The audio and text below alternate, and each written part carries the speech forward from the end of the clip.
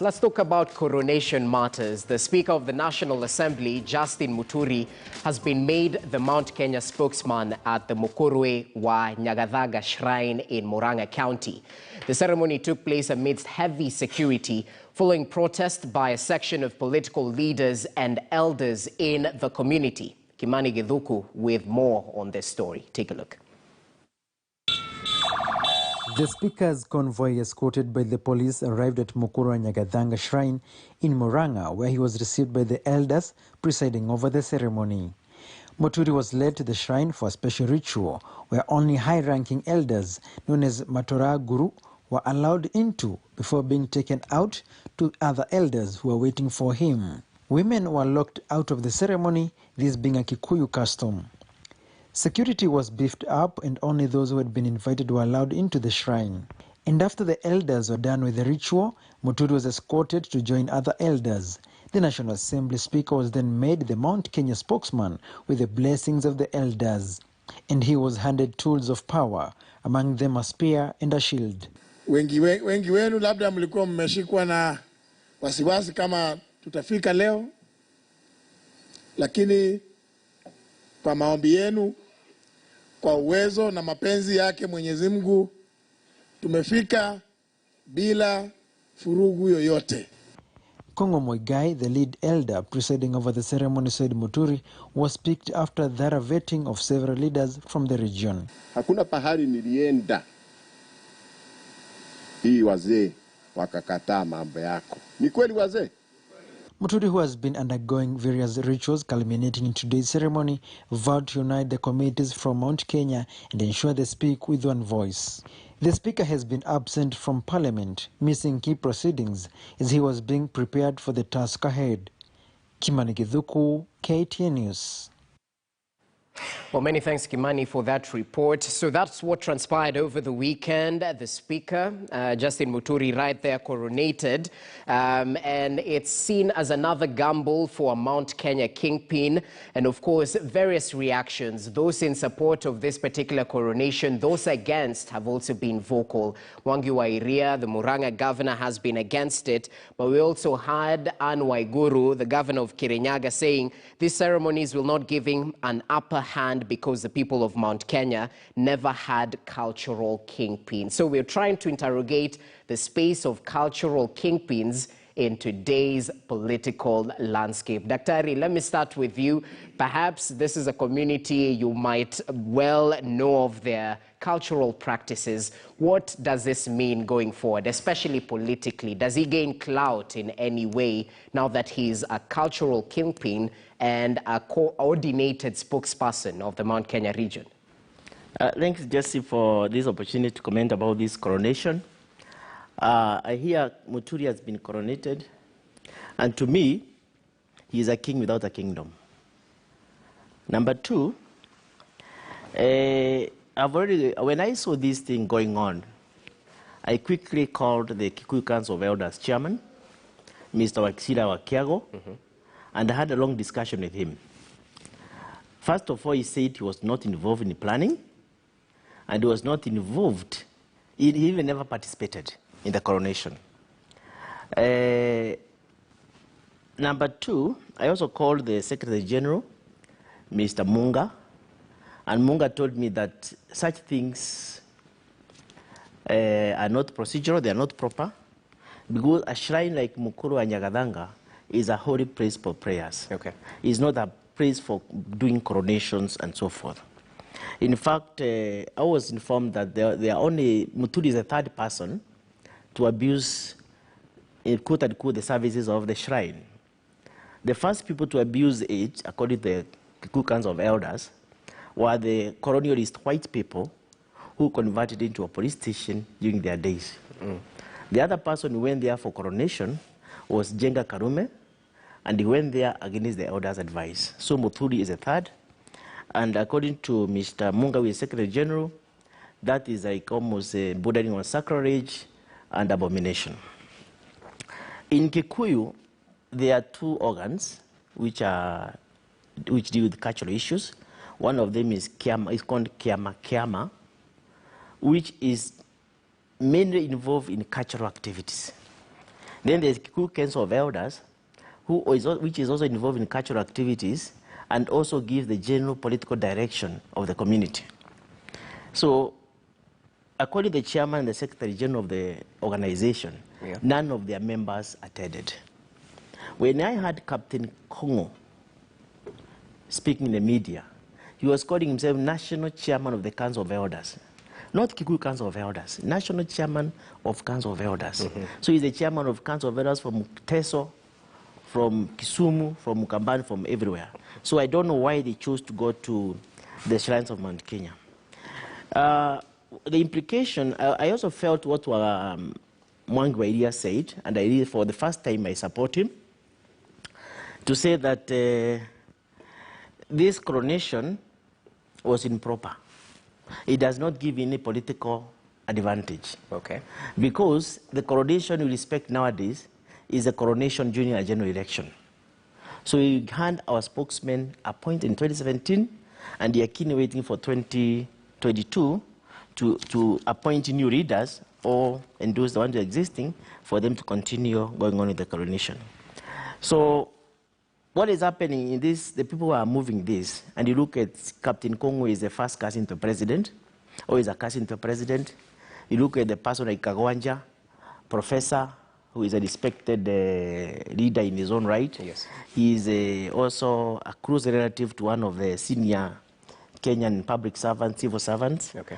You can see the head of government in it. And the head of government, I think, is because of the drifting of Mount Kenya for mainstream Jubilee Party. So I think the intention from where I sit is to get another center of power. All right. So that you can now divert attention from William Ruto and his UDA and Tanga movement, and now we focus on Muturi. Unfortunately, Muturi has been a senior Kenyan for 10 years, almost 8 years now. Being the Speaker of the National Assembly, he's that in command. For those 8 years, he has not used that position to assist the community. In fact, he has been basically absent. He was just in his constituency, which is the Chamber of Parliament. So the question people are asking themselves is, what is this magic Muturi is going to bring, which he was not able to bring when he was number 3? Okay. Because number 3 is a very senior position. The other one is this the best way that Muturi has to use to get into power? Can't he go and stand for an elected position if he so wishes? Why does he wait to be endorsed? Is he going to be used for another 10 years? Like I suspect, he has been playing some, so to some extent, he has not been very dependent in his functions as a speaker. So people like me are questioning ourselves on that. Okay. Finally, I would like to say that the angle they are bringing, they are trying to split Mount Kenya. They are saying now it's time for Mount Kenya West, which involves Murang'a, Kiambu, Nyeri, and Nyandarua, to support Mount Kenya East. So they want to split Mount Kenya into 2, one from Muturi and the other one possibly, I don't know what, so that they can have Tanga and Uda not getting the whole thing. Okay. Then the issue comes where I come from in Kirinyaga. Kirinyaga, are we in Mount Kenya East or Mount Kenya West? So I had my people call me and tell me that this Muturi kingdom which is coming, Gishogo and Kirinyaga, we are not part of that kingdom. So he has to tell us where his kingdom is, and I'm going to ask him like Munya, CS Munya asked. Now that is a spokesman of Mount Kenya, will everybody be silent when he's speaking? Is going to be commanding us? Or what are his responsibilities? Okay. So what I'm saying in short is that this coronation to me is actually null and void. All right. It has no political impact. He has not used his position as speaker to build a crowd. He's just emerging from a deep slump of 8 years and trying to command us. Finally, I would like to say that the parliament has already set a retirement package for the speaker. He should not be worried about his future because the retirement package involves a salary of 1 million shillings per month for the rest of his life, 3 vehicles, staff, and office. Okay. So I think I would advise Muturi to make advantage of those facilities to participate in the government of this country. Otherwise, he's just trying to he's being used to form another center of power, which is going to protect the soon-to-be post-Uhuru orphans. Okay, so this is interesting. Null and void from your point of view. Kioko, well, what political implications, if any, do you foresee following that move, the cultural kingpin tag, rather? Well, what's the bigger picture here? Let me go back a little bit, if you would allow me. Okay. Sometime in 1997, when Charity Ngilu, the current governor of Kitui, wanted to vie for presidency, she went and was coronated, the Kamba leader spokesperson, with a lot of fanfare. But when rubber hit the road, Kalonzo Musyoka did offer political direction to the community. Okay. So yes, you can be coronated, you can be given the spear and the bow and the arrows to go hunt. But ultimately, the voter knows who represents their interest well, and they show it every 5 years, as Dr. Barua said. In the case of Central Province and this coronation, you need to understand the voter demographics have changed. People who are over 60 or 70, who used to revere this traditional regalia and traditional ceremony and listen to that voice, are right now constituting not more than 20% of the voting demographics. Yeah? The majority of voters, who are the 80% or the 70%, are young people who've gone through an education system, who are educated, who are struggling today. And the question they will ask themselves, you are a king of what? What is it that you aspire to do? What does this effort you've undertaken, how does it lead into growing my economic space or growing my political space, my interest for that particular matter? And I think this is a really out of touch thing. It will have made sense in 1963, 64, 78, thereabout, where people would come together and talk as a community. Today, yes, our politics is local, but we are finding there are alternative models of communicating, articulation, and organizing politically outside the traditional approach that Speaker Muturi has engaged. All right. So for me, it's an out-of-touch thing. Okay. Thirdly, I think Speaker Muturi is reducing himself into the daily politics. That's why you can hear Dr. Barua talk about him now, where is Tanga and everything else. The Speaker's position was elevated in our Constitution, that in case anything happens to the President and the Deputy President, the Speaker acts for 90 days before an election occurs. So the Speaker is just not a Jubilee Speaker. He's just not a Mount Kenya actor. He is a symbol of national unity, a symbol of stability in this country in case by bad luck something goes wrong. So today, if I have an activity in Kaiti, where I come from, and I choose to invite the Speaker, will the Speaker of the National Assembly come as the Speaker, or is the kingpin of the Mount Kenya coming? Okay. Or is Ambe? You know, he's reduced himself into lenses that do not add value. All right. We know, and I think he needs to understand, by virtue of having been the Speaker, everybody regarded him as a leader of Kenya. He did not need to go through this coronation to justify certain political wins. I think he's moved 2 steps forward, but 5 steps backwards. Zero-sum game to him. I don't think he needed to have himself that way. And then fourthly is the Central Province political dynamics, the emerging vacuum that is about to come out with regard to the exit of President Uhuru. That is why you are seeing mushrooming of initiatives. The coronation is one of the initiatives. The formation of splinter political parties are other initiatives. You see a service party, you see economical empowerment, you see Tanga there. All these are attempts to address the emerging vacuum once President Uhuru retires. Okay. You can either play it on top, and for you move it from a top-down approach, so I am made king, and therefore my word is decree, or you can go down to people, engage them, and they let you grow organically, moving up.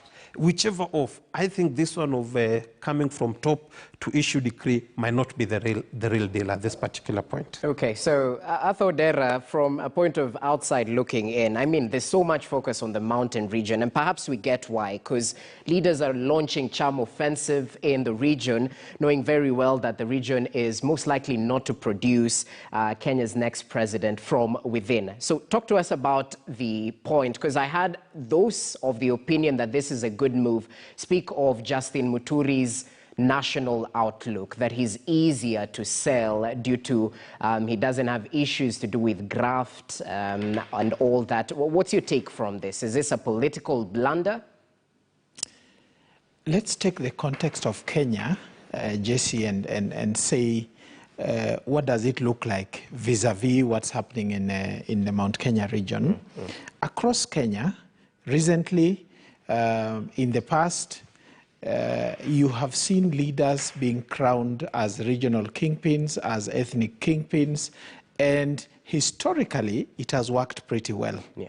That a community decides that this is going to be our spokesperson. It always starts as a spokesperson.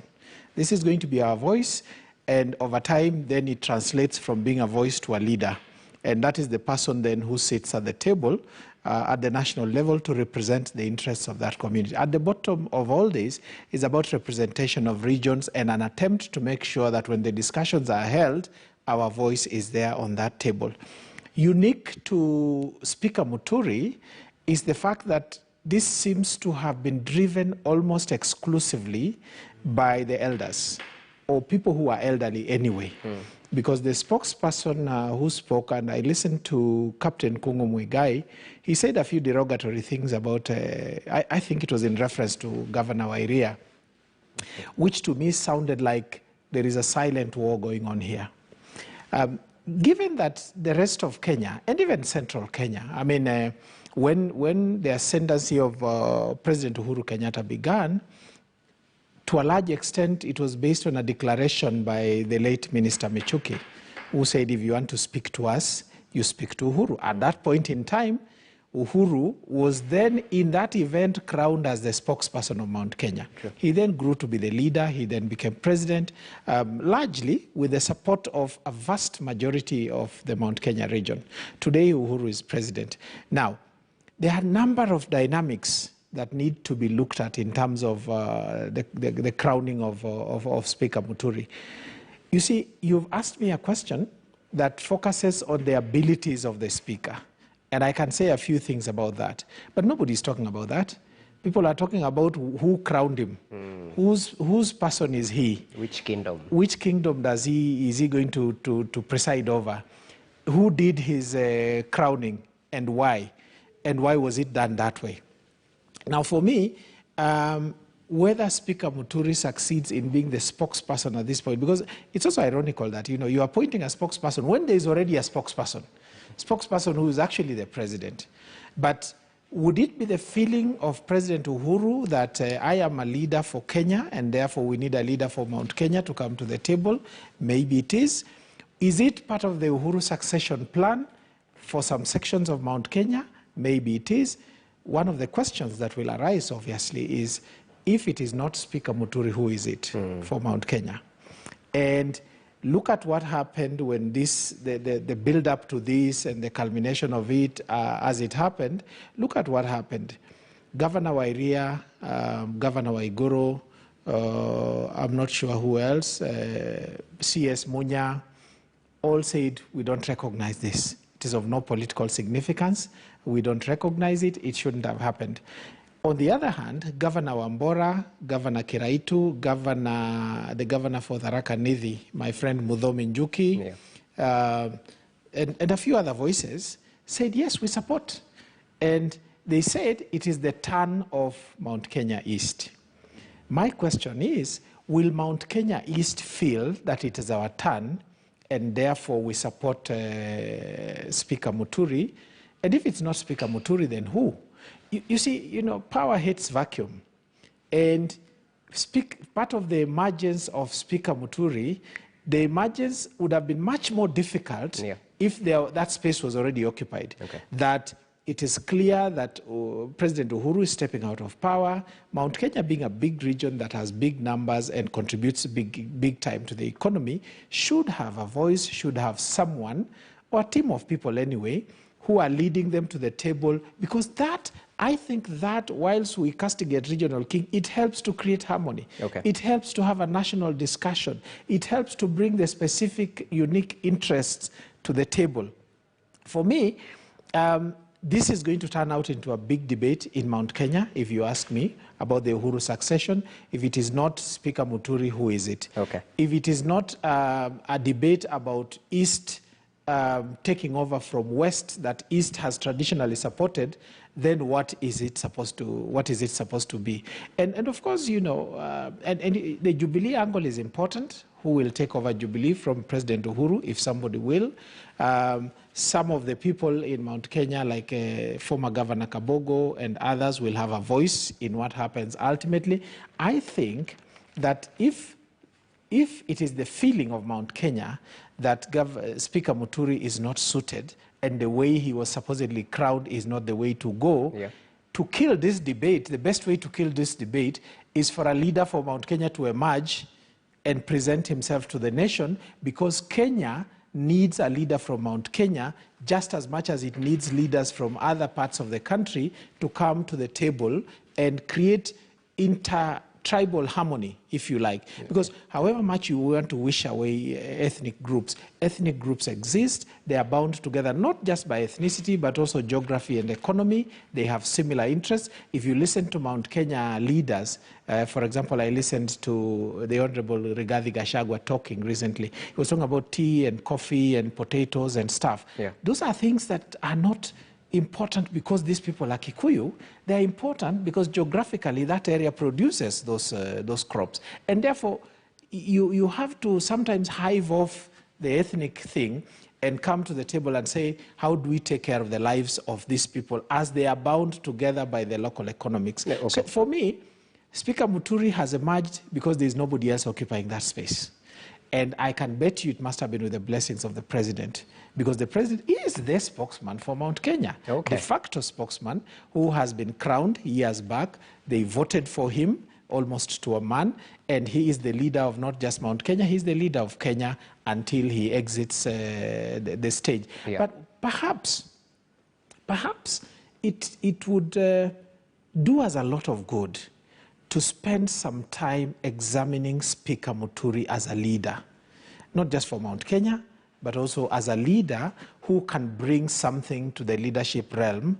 And I think that we would have a much more balanced view than the discussion that has been going on about how and who brought him and why has he been brought and so on. Because sometimes we castigate leaders based on factors of who their friends might be and how they came to be here without examining their own capabilities as individuals. And I think if we do that, we'll be acting much more fairly to them and to the future of leadership in Kenya. Okay, well, there's so much speculation around this. Others mention that it's part of a larger plan to actually form a regional political party. Dr. Barua, your final take on this matter before we cross over to the judiciary. Briefly. Yes, briefly, I would like to say that when you listen to the coronation ceremony, Captain Koome was saying, we have decided, we have interviewed, we have vetted. But for us who are supposed to be the subject of in the kingdom, we have not witnessed the vetting process. We have not seen public participation in the identification of the so-called kingpin. So what I'm saying is that, as the chairman of the Coup Council of Elders told me, this coronation was done by some old people. Of course, they are old, but they are not members of the Coup Council of Elders, and they are not authorized to do it. So according to Wachira Kiago and some other people, there is going soon to be a very serious cleansing ceremony of the shrine soon after this, because they think that the shrine has been abused in one way or the other. Finally, I would like to support Mr. Kioko and say that most of the voting population will be young, as has been the case in the past. People like me, at my age, I understand that there are customs such as this one's going on. But to somebody like my son or my daughter, he looks at this or she looks at this, this is witchcraft. So this thing could be taken in another direction people might see that it is looking like witchcraft. Okay. The third position is this. When Speaker goes to Parliament, is he going to afford to be neutral? He is competing for the same space which Moses Kudia is fighting for, which Gachagua is fighting for, which the Dijono is fighting for, and so many people else who are outside fighting for the same position. I heard my two colleagues here respectively saying that there's a vacuum, but I want to assure them that there is no vacuum in Mount Kenya. What we have is a respect for the president, or to the president. Otherwise, there are so many people in the grassroots organizing themselves, but they don't want to pronounce themselves. People in bigger crowd than Muturi would not want to organize to pronounce themselves as long as the president is in power. Okay. So in Mount Kenya, there is no vacuum. Okay. I want to assure there is no vacuum. And when time comes, a leader, if needed, will emerge. Let's see how the cookie crumbles. Of course, perception in politics definitely plays a key part. Let's see what transpires. Speaking of transpiring matters, let's cross over to the judiciary. Upon taking over the new mantle, Chief Justice Martha Koome actually asked the other two arms of government for proper interdependence and dependence, rather, to respect the position of the judiciary in terms of enforcing court orders and the likes, but also do their part in order to ensure that the judiciary is well funded as well. Let's take a look at this report that was prepared by Chris Thyro. Soon after taking her oath of office as the 15th and the first female Chief Justice, Martha Koome headed straight to the Supreme Court of Kenya, where her office is located, and was received by members of the Judicial Service Commission, whereupon she's judges of the Supreme Court, as well as other court staff. Given that she takes over office when the relationship between the judiciary and the executive is frosty, she was quick to remind the other arms of government to each play their role. The executive has a duty to ensure budgetary allocations that supports the functions of the judiciary, to ensure that we get the support necessary for the court orders to be obeyed and implemented, that the investigations and prosecution of cases are undertaken efficiently. The legislature has the mandate to make law and oversight other branches, including approved nominations, like they did of mine. Noting that the current regime has been accused of disobeying court orders, the new Chief Justice asked both arms of government to respect court decisions and pursue appeals through the laid down constitutional avenues. To resolve conflict, however, doesn't mean that all parties are satisfied, and our constitutional democracy requires that those who are dissatisfied with the legal rulings and judgments pursue the matter through judicial process and legal channels. As we continue to encourage legal resolution of conflict and enforcement of court orders, we intend to create an enabling environment where everybody is treated with dignity, and therefore then we will attain sustainable development. With the fate of 40 judges appointed to various courts across the country still in the hands of President Uhuru Kenyatta, the Chief Justice reminded the executive that the independence of the judiciary must be respected. I have no difficulties to state that the independence of the judiciary in decision-making, and as stated in the oath that I and my brother have taken today, cannot be interfered with. Our decision-making in hiring of staff, that independence is protected and ring-fenced in the Constitution, such that any party or authority attempting to direct how the judiciary should decide a matter would be in violation of the Constitution. The executive and parliament have been accused of underfunding the judiciary, hindering them from delivering services to Kenyans. But according to Koome, she is ready to fill in the gaps. As the judiciary, we are accountable for the resources entrusted to us, both human resource. We are accountable for every hour and every day of work, as well as other resources entrusted to us. She also vowed to uphold the rule of law and her oath of office. Impartiality, independence, fairness, power to protect the Constitution, to render service and with integrity and competency. This oath will constantly remind me that this power is entrusted to us as servants of the people. The new Chief Justice will assume office officially when she will receive the instruments of power from the Deputy Chief Justice, Philomena Mwilu, who has been serving as the acting CJ for 5 months since the retirement of David Kenani Maraga on Monday. And as she takes office as the 15th and the first female Chief Justice of the Republic of Kenya, her entry is already full, but her main promise to Kenyans is to protect the independence of the judiciary. Chris Dairo, KTN News at the Supreme Court of Kenya. Well, in Chris Thairo, so she takes over at a time when the relationship between the judiciary and executive is frosty. Just to quote her words, executive has a duty to ensure budgetary allocations that support functions of the judiciary to ensure we get necessary support for court orders to be obeyed and implemented. Kyoko, I want to begin on that particular note, especially in terms of this particular administration's disregard of court orders. Just today, or rather this particular week, we'll see the president actually preside over the takeover of the Kenya Meat Commission from the Agriculture Ministry to the Defense Ministry. This following a court order quashing the transfer of KMC. Do you take this news with bad taste? What say you about this? Again, let us look at our budget-making process first, just before we get even to the court order. The budget has been increasing in a factor by 10 to 15%. Allocations to the executive have been increasing. Today, in the budgetary allocations of the executive, the amounts have gone to 1.53 trillion or something like that. Allocations to Parliament, both the Senate, the National Assembly and Senate, have also increased. But the allocation to judiciary has remained stagnant over the last 3 years at 17 billion. Now, whatever it is, truly that is revisiting for what it is. Somebody is deliberately underfunding the judiciary.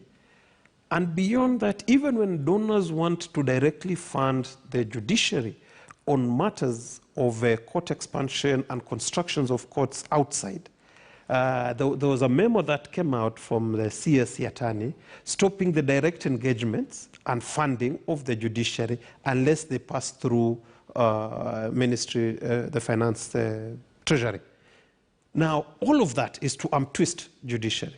The net effect is there'll be many cases, delayed cases, and delayed justice is denied justice. I think that is where it is. Okay. Now, at the High Court level, seeing how the executive is, you are finding judges making pronouncements. They say, on this matter, this is an illegality, but I am, however, suspending implementation of this.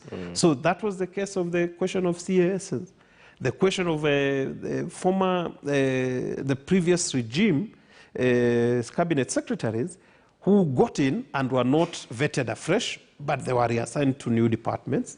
Appointment of chief administrative secretaries, where you hear judgment, Judge Murema saying that on this particular matter, you were wrong, but because of COVID, or because of certain issues, we are suspending this rule. On the matter of KMC is the same. The judge pronounced it that there was no public participation. It was just an unilateral decision by the executive to transfer the functions from Ministry of Livestock into Defense. Now, and the roles of the Kenya Defense Forces are defined in the Constitution. Sure. Now, then the judge goes and self-limits himself and says, this is wrong, but I will allow the government space to rectify its decision. That allows, because that allowing of or giving that time or opportunity for re-engagement is not defined. 6 months, 1 year, 3 days, 5 days. So because the government is realigning, President Uhuru is using that window to go and do that which he thinks is good for the country. Okay. So he's not breaking the law. It is just the self-restriction imposed by the judges on account of how the executive is treating them. But I think today, as a country, we must see also something progressive. Chief Justice Koome might be one of the longest-serving Chief Justices in our country. She has a tenure of 9 years because she's 61 today. She will serve until she's 70. So those are 9 years uninterrupted with security of tenure. Her rulings will have impact on us. And the direction she gives for the judiciary will have such implications and impact on our livelihood as a country moving forward. Her tenure, as opposed to Maraga, was 4 years. Justice Mutunga, emeritus, 5 years. So they were not able to create a circle of events. In the 2022, the upcoming 2022 election, she will sit in a Supreme Court challenge of presidential elections. Her statements then will have a bearing on 2027, how she sits again in case of another challenge onto the presidential election. So consistency, the culture, and the image of the judiciary, she has the opportunity to define it properly. Now, those are the challenges and opportunities that she has. 9 years uninterrupted term. She comes from a wealth, and I think we need to appreciate that, she comes from a wealth and an ingrained civil society human rights perspective. All right. And then she walked into the judiciary in 2003, 2004, has been vetted twice, vetting of that time of the purge of Rigera, vetting again for the new constitution that came in 2010. She's as clean as, so she's come, she's learnt the reins and ropes of the judiciary. She has an opportunity with the time that she has to really put judiciary on the pedestal that we as a country expect it to be. Okay. So let me ask Arthur Odera. I mean, there's so much focus. And I mean, okay, on the color part, people were questioning why the manner in which her appointment was rushed, but that's on the color side. But I've had talk of an eventuality where the Supreme Court can actually be the direct route in terms of appealing for the BBI judgment that was made by the Constitutional Court. We were talking about implications of ruling, and we had a talk about dependence and interdependence between the three arms of government. How do you look at her entry going forward, bearing in mind what's happening right now, especially in the courts? I am glad that President Uhuru appointed as quickly as he did, and one would have wished he similarly appointed the 41 judges that quickly as well. But granted, I think that the President has said he has reservations about some of those judges. And for me, the fact that the President is bound, you see, the law is made for man. The President is bound by law to either appoint all the 41. Actually, he shall appoint, which means he has no choice but to appoint the judges, as was presented to him, and he has chosen not to.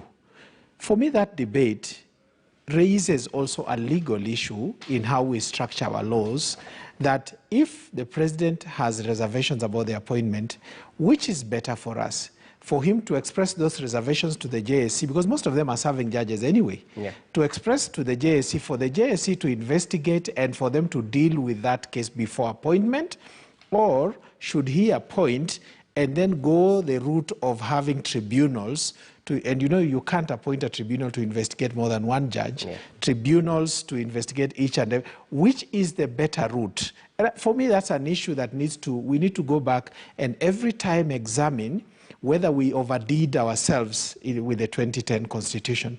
Because if there are reservations, they need to be dealt with.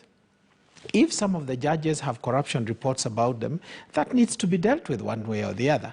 Of course, as the law exists now, the President really has no choice but to appoint. But should we re-examine that and say, in future, is this what we want? So that if that happens again, it should be dealt with in an easier way so that it doesn't bring a problem for the judiciary. Right now, I mean, if you are withholding appointment of 40 Court of Appeal judges, that is a real problem, and it needs to be dealt with. Turning back to the Honorable Chief Justice, who seems to generate a lot of positive sentiment among Kenyans, not only because she comes forth as being motherly, and motherly is reassuring. I'm not talking of motherly as a feminine thing, but really as a human thing, reassuring. She's saying all the right things. I think that some of the messages she has said are so touching and so important and go to the heart of the matter. The interdependence thing is real. If I were to criticize the former Chief Justice Maraga, that's probably where he fell flat in ability to manage. The executive may be hostile, But the Chief Justice is a leader of an arm of government who need to have his diplomatic skills, his lobbying skills. Even with the revisit, we needed to see a reconciliation process where he sells himself and the army leads, as you know what, we did what we needed to do, and this is not personal, this is not malicious. He needed to come back and because he had everything to lose, the judiciary had everything to lose. Chief Justice Martha seems to be saying, look, we are going to work together. I want us to work together. And I'm sure the executive then owes the judiciary support because if the executive cares about Kenyans, then they owe the judiciary support.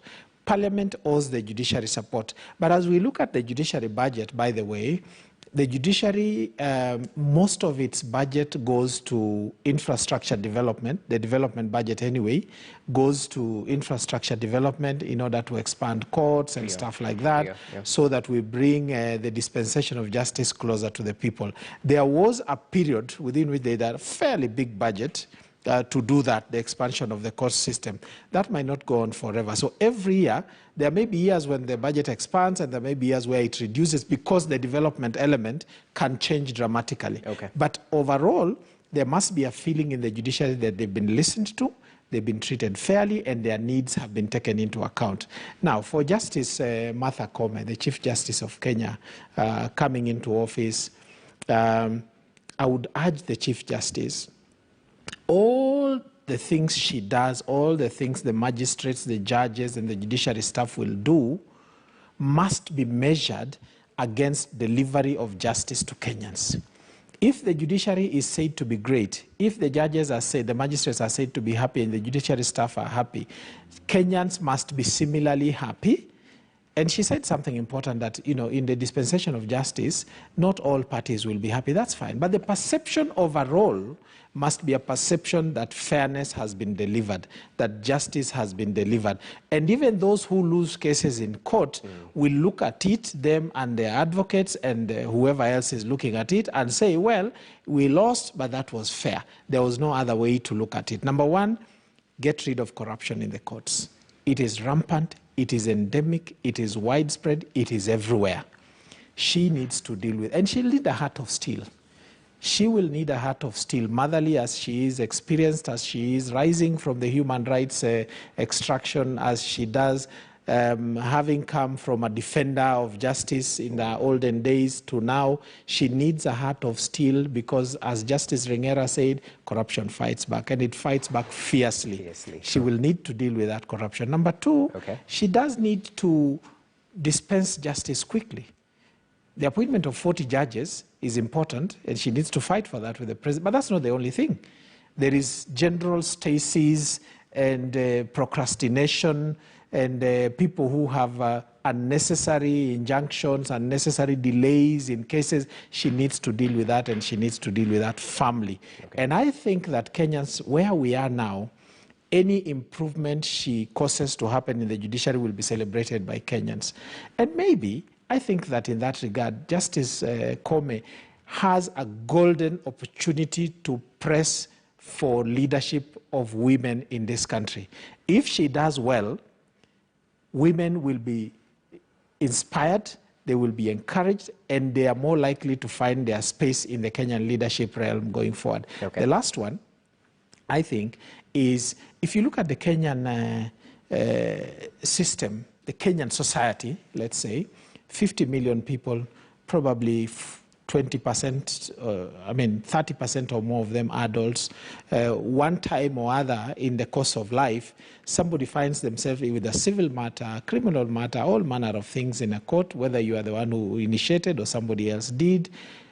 Can we strengthen the alternative dispute resolution mechanisms, strengthen them, embed them deeper and deeper in law, enlighten society that this alternative resolution mechanism is available, and very importantly, also build the skill for it in society. Remember, justice and the dispensation of justice has existed for as long as humanity has existed. You remember Adam in the Garden of Eden? In the Garden of Eden, Adam did something wrong, and God said, as a punishment, you're going to work the rest of your life, you're going to have this and this. Cain killed his brother Abel and he was punished for it. And it's been there and we've been developing it. Can we now, because an African society generally, as we exist, is a society where people live together and to a large extent care about each other. And I know that these systems exist. For example, in northern Kenya, there are some offenses that are dealt with by the community. Can we enrich that so that the principles of justice, the values that must be accompanied, must align to the national values, must align to the justice system that we stand for as a country, so that we spread the notion of justice wide and enable people to be able to resolve some of those disputes locally. That will unclog the courts. That will enable Kenyans to have a sense of justice as they walk around, as they do what they do. It'll have a mass effect, of course, dispute resolution right there outside the courts. Daktari, your take on the work cut out for Chief Justice Martha Koome? My take is that Martha Koome has got a very golden opportunity to do good for herself and this country. This is because, first and foremost, there is no dispute about her competence.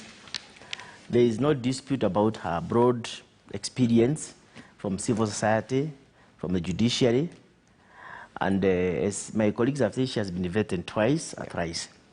But fortunately for Martha Koome, she is going to the classroom when the exam is ready for her, because this BBI thing is going to court system, I think, from today or from this week. And if it goes to the Court of Appeal, it will definitely end up to the Supreme Court. As it is now, there are some Kenyans who feel that, part of the Kenyans feel that the 5-judge bench is one that rescued them, because they think that that judgment was Solomonic. And those 5 judges were seen by a majority of Kenyans as having been objective and professional in their judgment. So Kenyans have got a bit of trust and a lot of trust in them. So when it goes to the Supreme Court, the Court of Appeal, and the Supreme Court, we hope that those 2 courts are not going to sanitize the process. They are going to give judgment as per the law. If Kenyans feel that the judgment made by Koome, in this case, either way or the other, is biased, they immediately start losing confidence in her. So this perception will be different. So now she has to ensure that this one, she doesn't get it wrong. If she gets it wrong, she'll be in trouble. On the budget, Martha Koome must embrace interdependence, but not interdependence from the point of weakness. She should not be given money for judicial operations like a privilege. It's a right for the judiciary. But since we don't have much resources in this country, she will be forced to negotiate and argue her case without losing her cool, like Justice Maraga did. Finally, I'd like to say that the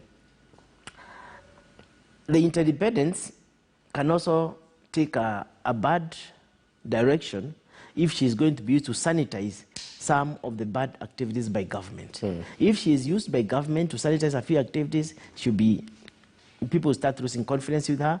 And in fact, they also start making the women folk demotivated in this thing. So Martha Koome has a chance to act professionally, and I think she'll be the only Chief Justice after the promulgation of the new constitution who is possibly going to work across 2 presidents, across President Uhuru's term and across the successor. So I think Martha Koome has no choice.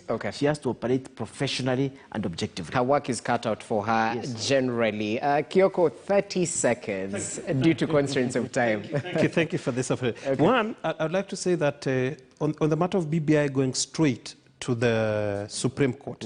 Remember, the initial petitioners had gone to the Supreme Court, and it is the Supreme Court that told them, you cannot start with us, go to the High Court. So a shortcut thing of saying, let's rush to the Supreme Court, the same Supreme Court cannot contradict themselves. So I think it's going to Court of Appeal and then proceed forward. Then secondly, one of the things that Martha Koome, the Chief Justice, needs to focus on is Section 173 of the Constitution, the judicial fund.